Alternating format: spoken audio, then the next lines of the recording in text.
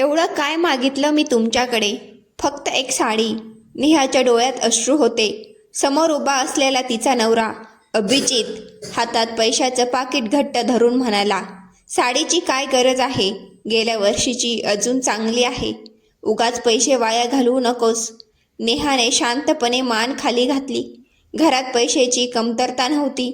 अभिजितचं किराणा दुकान होतं. महिन्याला लाखभर रुपये कमाई होत होती. तरीही तो इतका कंजूस होता की घरातला प्रत्येक दिवा, प्रत्येक थेंब पाणी आणि प्रत्येक रुपया मोजून वापरत असे. नेहा मात्र अगदी साधी, प्रेमळ आणि समजूतदार होती. ती कधीच मोठ्या अपेक्षा ठेवत नसे.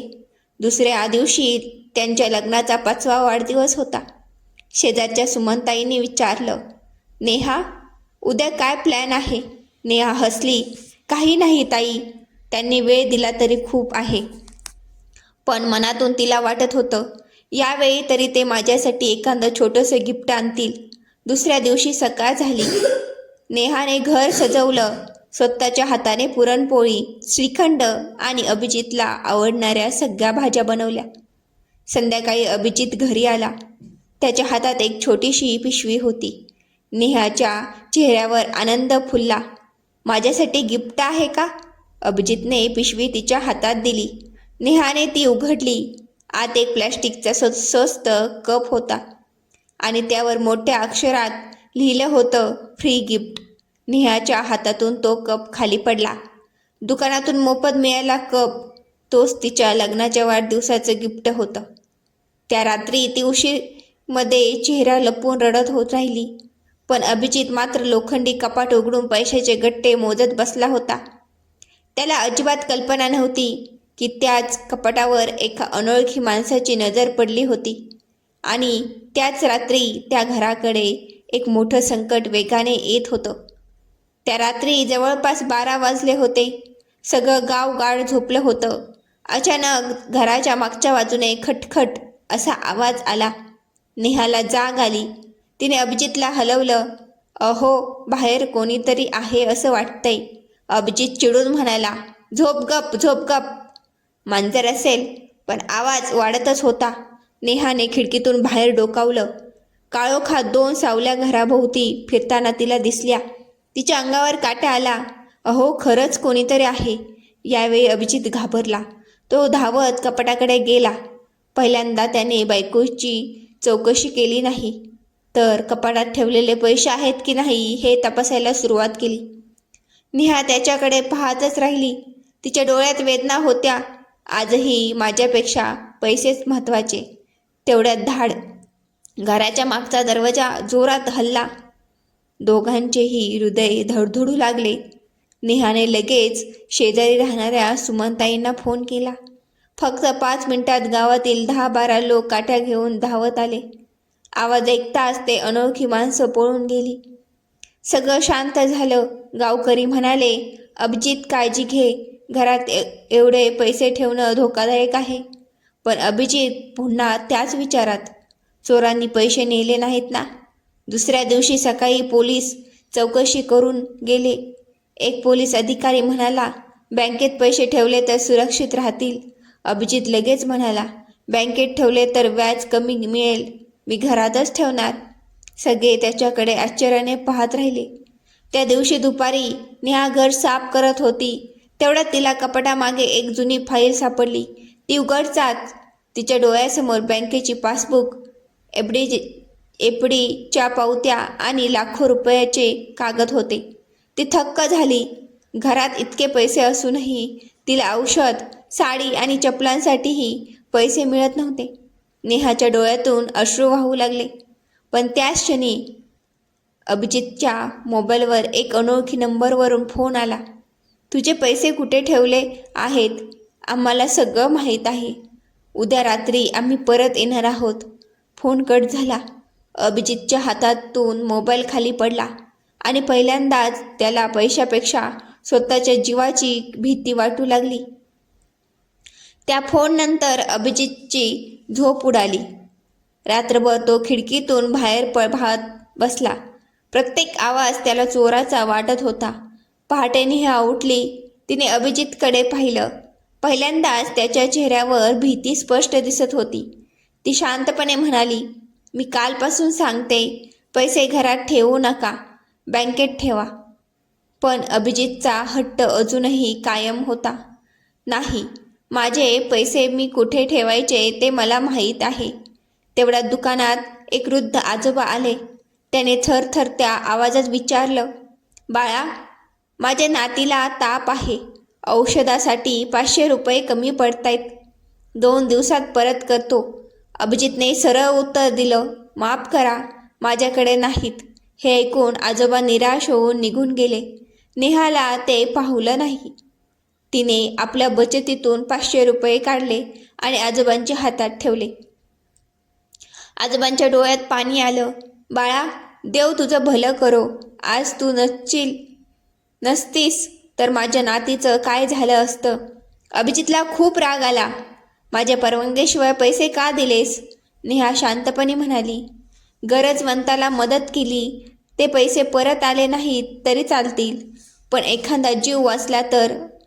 अभिजित काही बोलला नाही. त्या रात्री पुन्हा एक आवाज झाला. यावेळी घरात चोर शिरले होते.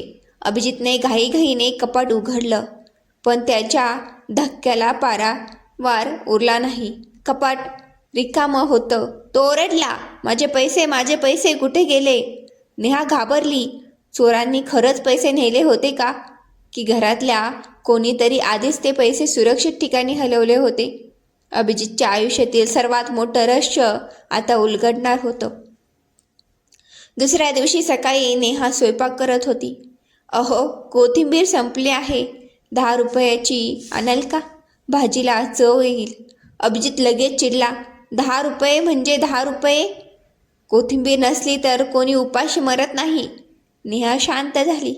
थोड्याच वेळात त्याचा मुलगा आर्यन शाळेसाठी तयार झाला. तो हळूच म्हणाला, बाबा, माझ्या बुटाचा तळवा निघाला आहे. सगळे मित्र हसतात. नवीन बूट घेऊया ना?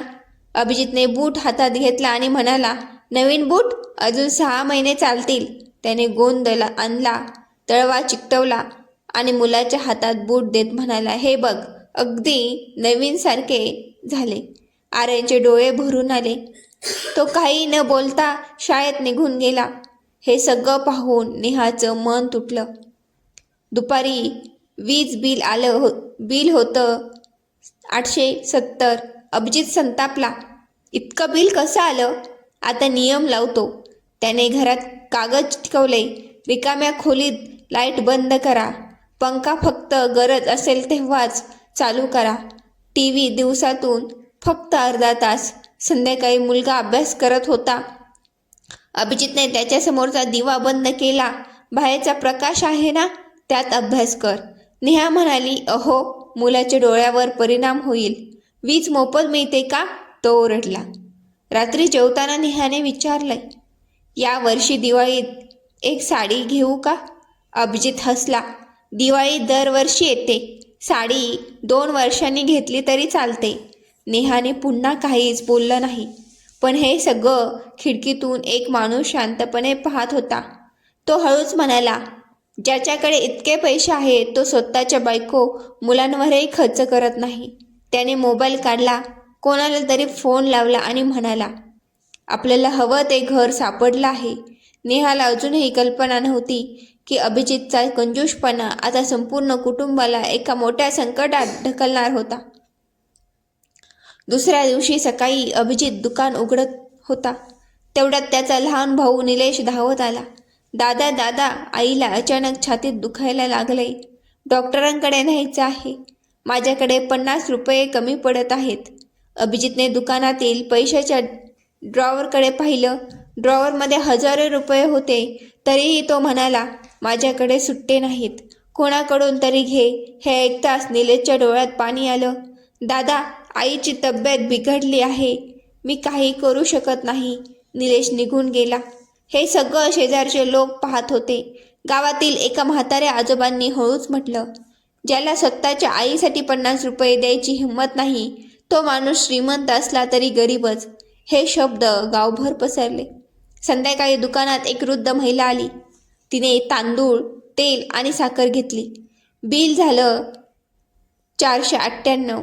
तिच्याकडे फक्त 490 होते. ती म्हणाली, बाळा 8 रुपये कमी आहेत, उद्या आणून देते. अभिजितने लगेच सामान परत काढायला सुरुवात केली.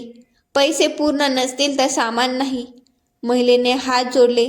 घरी नातवंड उपाशी आहेत. पण अभिजितचं मन पांगळलं नाही. तेवढ्यात नेहा दुकानात आली. तिने स्वतःच्या पर्समधून 10 रुपये काढले आणि त्या आजीच्या हातात ठेवले. आजी, तुम्ही सामान घेऊन जा. आजीने नेहाच्या डोक्यावर हात ठेवला. देव तुला खूप सुख देवो बाळ.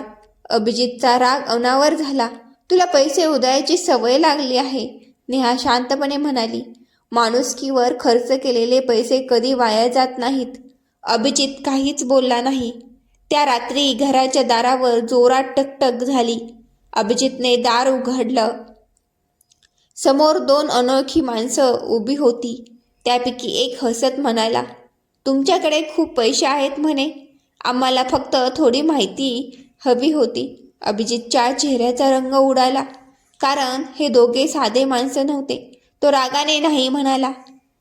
दारात उभे असलेले दोघे पुरुष स्वतःला बँकेचे अधिकारी असल्याचं सांगत होते. सर, तुमच्या नावावर मोठी ठेव आहे. काही कागदांवर सही हवी होती. अभिजितला संशय आला. मला कुठल्याही कागदावर सही करायची नाही. दोघे निघून गेले. पण जाताना त्यांनी घराकडे एक विचित्र नजर टाकली. नेहाच्या मनात भीती निर्माण झाली. दुसऱ्या दिवशी रविवार होता. नेहा कपाट आवरत होती. तिला एका जुन्या डब्यात बँकेची पासबुक, एफडीच्या पावत्या आणि रोकड ठेवलेली दिसली. तिने हळूच मोजलं. 10 लाख, 20 लाख, 30 लाख. तिचे हात थरथर कापू लागले. घरात एवढे पैसे? तिच्या डोळ्यासमोर मागच्या 3 वर्षाची प्रत्येक घटना उभी राहिली. तुटलेल्या चपल्या, फाटलेली साडी, ताप असतानाही डॉक्टरांकडे न नेणारा नवरा, मुलाचे फाटलेले बूट आणि प्रत्येक वेळी एकच उत्तर, पैसे नाहीत. नेहाच्या डोळ्यातून अश्रू वाहू लागले. तेवढ्यात अभिजित आत आला. त्याने नेहाच्या हातात पासबुक पाहिलं. तो संतापाने ओरडला, माझ्या कपाटाला हात कोणी लावायला सांगितला? नेहा पहिल्यांदाच त्याच्या डोळ्यात डोळे घालून बोलली, खोटं का बोलताय माझ्याशी? इतके पैसे असूनही मला एक साडी दिली नाही, मुलाला बूट घेतले नाहीत, आईच्या औषधासाठी पैसे दिले नाहीत. का का? अभिजित काही क्षण शांत राहिला. मग तो फक्त एवढंच म्हणाला, हे पैसे खर्च करण्यासाठी नाहीत, फक्त साठवण्यासाठी आहेत. हे ऐकताच नेहाचं मन पूर्णपणे तुटलं. त्या रात्री तिने एक निर्णय घेतला. ती कपाटातून एकही रुपया न घेता फक्त स्वतःचे 2 जोड कपडे एका पिशवीत भरू लागली. अभिजितला वाटलं ती फक्त रागात आहे. पण सकाळी उठून त्याने पाहिलं, नेहा घरात नव्हती. टेबलावर एक चिठ्ठी ठेवलेली होती. त्यावर फक्त एकच ओळ लिहिली होती, जिथे पैशांना माणसापेक्षा जास्त किंमत असते तिथे मी राहू शकत नाही. अभिजितच्या हातातून ती चिठ्ठी खाली पडली आणि आयुष्यात पहिल्यांदाच त्याला पैशाने विकत न घेता येणाऱ्या नात्याची भीती वाटू लागली. गेली ती, पण घरातील शांतता ओरडू लागली. सकाळचे 7 वाजले होते. अभिजितने संपूर्ण घर पालथं घातलं. नेहा, नेहा, कुठे आहेस? उत्तर नव्हतं. स्वयंपाकघर रिकामं होतं. चूल थंड होती. डब्यात नाश्ता नव्हता. पहिल्यांदा त्याला घर किती ओसाड वाटत होतं. तेवढ्यात त्याची नजर जेवणाच्या टेबलावर ठेवलेल्या चिठ्ठीकडे गेली. त्याने पुन्हा ती वाचली. जिथे पैशांना माणसापेक्षा जास्त किंमत असते तिथे मी राहू शकत नाही. पहिल्यांदाच त्याच्या डोळ्यात पाणी आलं. पण लगेच त्याने स्वतःला सावरलं. जाऊ दे, 2 दिवसांनी परत येईल. दिवसभर दुकानात ग्राहक येत होते, पण अभिजितचं लक्ष लागत नव्हतं. दुपारी त्याला भूक लागली. नेहा नसल्यामुळे त्याला स्वतःचं स्वयंपाक करावा लागला. त्याने भात ठेवला. पाणी जास्त पडलं. भाजी केली ती करपली. पहिल्यांदाच त्याला समजलं घर चालवणं किती कठीण असतं. संध्याकाळी मुलगा आर्यन शाळेतून आला. तो घरात शेताच म्हणाला, बाबा, आई कुठे आहे? अभिजित काही बोलला नाही. बाबा, आई रागावली का? आर्यनच्या त्या निरागस प्रश्नाने अभिजितचं हृदय हलवलं. तो फक्त म्हणाला, आई आजोळाला गेली आहे. आर्यन शांतपणे आपल्या खोलीत गेला. रात्री जेवताना त्याने ताट बाजूला केलं. आईशिवाय मी जेवणार नाही. या क्षणी अभिजितच्या घशात शब्द अडकले. दुसऱ्या दिवशी सकाळी दुकान उघडत असतानाच गावातील पोस्टमन आला. अभिजित, तुझ्या नावाचं रजिस्टर पत्र आले. अभिजितने सही करून पत्र उघडलं. ते वाचताच त्याच्या पायाखालची जमीन सरकली. त्या पत्रात लिहिलं होतं, तुमच्या दुकानाची आणि घराची तपासणी करण्यात येणार आहे. पत्र वाचून त्याच्या कपाळावर घाम फुटला. कारण हे पत्र एका सरकारी विभागाकडून आलं होतं आणि त्याच्या आयुष्यातील सर्वात मोठं रहस्य आता उघड होण्याच्या मार्गावर होतं. अभिजितच्या हातातलं पत्र अजूनही थरथरत होतं, पण त्याने स्वतःला सावरलं. आधी दुकान उघडतो, नंतर बघू. तेवढ्यात आर्यन शाळेची बॅग घेऊन आला हो. बाबा, आज शाळेत सहल आहे. मॅडमनी 20 रुपये आणायला सांगितले आहेत. अभिजितने कपाळावर आट्या घातल्या. 20 रुपये? सहलीला जाऊन काय होणार? घरीच बस. आर्यनचा चेहरा पडला. पण बाबा, माझे सगळे मित्र जाणार आहेत. मित्र जात असतील तर जाऊ दे. माझे पैसे फुकट खर्च होणार नाहीत. हे ऐकून आर्यन शांतपणे निघून गेला. दाराजवळ उभ्या असलेल्या शेजारच्या सुमनताईने सगळं ऐकलं होतं. त्यांनी आर्यनला हाक मारली. बाळा, हे घे 20 रुपये आणि आनंदाने सहलीला जा. आर्यन म्हणाला, नको काकू, बाबा रागवतील. सुमनताईंनी त्याच्या खिशात पैसे ठेवले. कधी कधी मुलांचं हसू पैशापेक्षा मोठं असतं, हे शब्द अभिजितच्या कानावर पडले. पण तरीही त्याच्या मनात काहीच बदल झाला नाही. संध्याकाळी दुकान बंद करून तो घरी आला. नेहा नसल्यामुळे घर अगदी ओसाड वाटत होतं. स्वयंपाकघरात त्याला स्टीलचा एक डब्बा दिसला. डब्बा उघडला. आत एक छोटी डायरी होती. ती नेहाची होती. पहिल्या पानावर लिहिलं होतं, माझ्या नवऱ्याला मी खूप प्रेम करते, पण त्याला पैशापेक्षा माझी किंमत कधी वाटेल. अभिजित पुढचं पान उघडतो. त्यात तारीखवार नोंदी होत्या. आज मला ताप होता, तरी डॉक्टरांकडे नेलं नाही. आज मुलाने बूट मागितले, पण त्याला ओरडा मिळाला. आज आईसाठी औषधाचे पैसे मागितले, तेही मिळाले नाहीत. प्रत्येक ओळ वाचताना अभिजितचे डोळे पाणावू लागले. त्याने आयुष्यात पहिल्यांदा स्वतःकडे माणूस म्हणून पाहिलं. पण त्याच क्षणी बाहेरून कोणीतरी जोरात ओरडलं, अभिजित, अभिजित, लवकर बाहेर ये. तो धावत बाहेर आला. समोर उभा असलेला माणूस धापा टाकत म्हणाला, नेहाचा अपघात झाला आहे.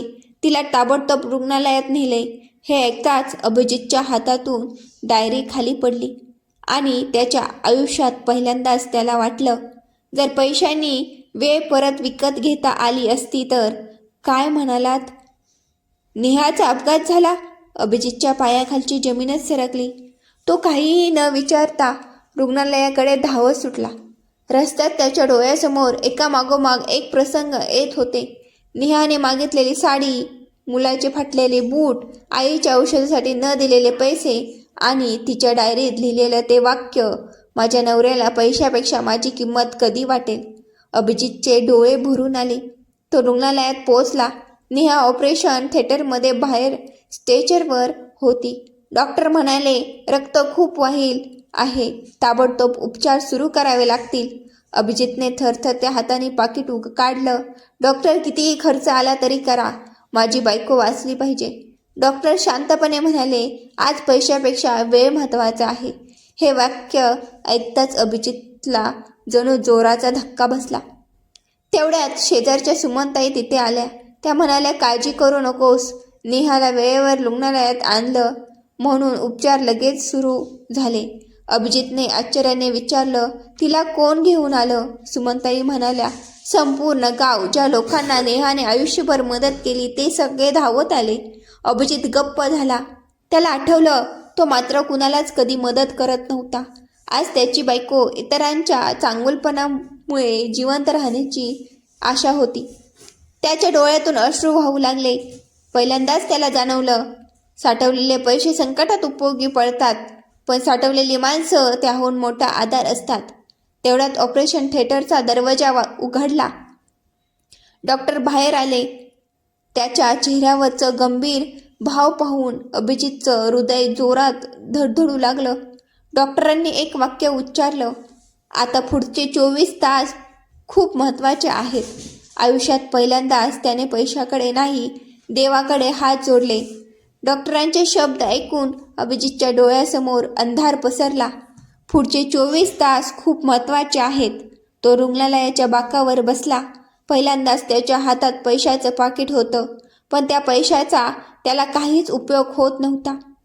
त्याने डोळे मिटले आणि आयुष्यात पहिल्यांदाच मनापासून देवाकडे हात जोडले.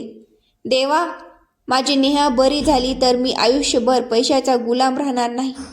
हे बोलताना त्याचा आवाज थरथरत होता. सकाळ झाली. डॉक्टर बाहेर आले. त्यांच्या चेहऱ्यावर हलकंसं हसू होतं. धोका टळला आहे. आता त्या हळूहळू बऱ्या होतील. हे ऐकताच अभिजितच्या डोळ्यात आनंद अश्रू आले. तो धावत नेहाच्या खोलीत गेला. नेहा शुद्धीवर आली होती. तिने हळूच डोळे उघडले. समोर अभिजित रडत उभा होता. नेहा, मला माफ कर. मी तुला कधी समजलोच नाही. तुझ्या एका हसण्यासाठीही मी खर्च केला नाही.